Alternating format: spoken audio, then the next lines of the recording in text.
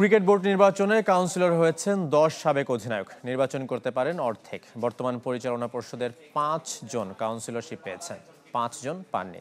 গায়ক থেকে সাংবাদিক, ছাত্র, রাজনীতিবিদ সবাই হয়েছেন ভোটার। ঢালাইয়ের সেরা প্রিমিয়ার সিমেন্ট। ক্রিকেট বোর্ডে এখন পরিচালক 10, দুভাগে বিভক্ত। নির্বাচনী দৌড়ে মেরুকরণেও 5 জন হয়েছেন কাউন্সিলর, যারা ভোট দিতে বা প্রার্থী হতে পারবেন। সভাপতি আমিনুল ইসলাম ঢাকা বিভাগ থেকে, ঢাকা জেলা থেকে নাজমুল আবেদিন।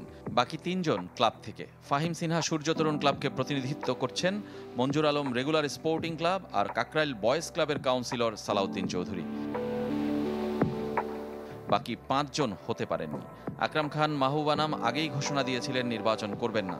ইফতেখার রহমানের ক্লাব নিষিদ্ধ তালিকায়। কাজী ইনাম যশোর জেলা ক্রীড়া সংস্থায় ঢুকেও প্রতিবাদের মুখে কাউন্সিলরশিপ পাননি।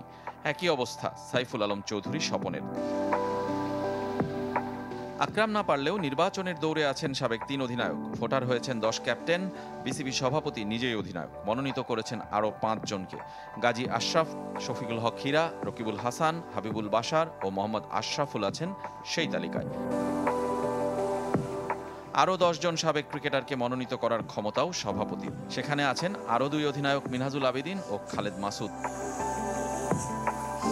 আরেক সাবেক অধিনায়ক তামিম ইকবাল কাউন্সিলর হয়েছেন ওল্ড ইউএচএস ক্লাব থেকে। তার মতো আলোচিত কাউন্সিলর আছেন বেশ কজন। গায়ক আসিফ আকবর পেয়েছেন কুমিল্লা জেলার সমর্থন।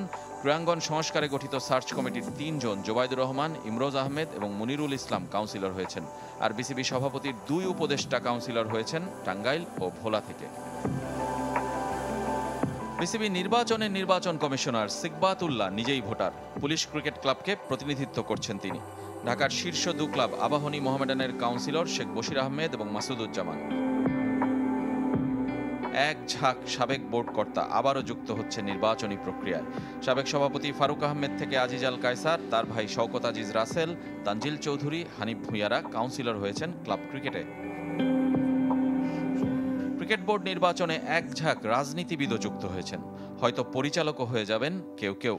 মুখে মুখেই থাকবে রাজনীতির সাথে খেলাকে না জড়ানোর বুলি।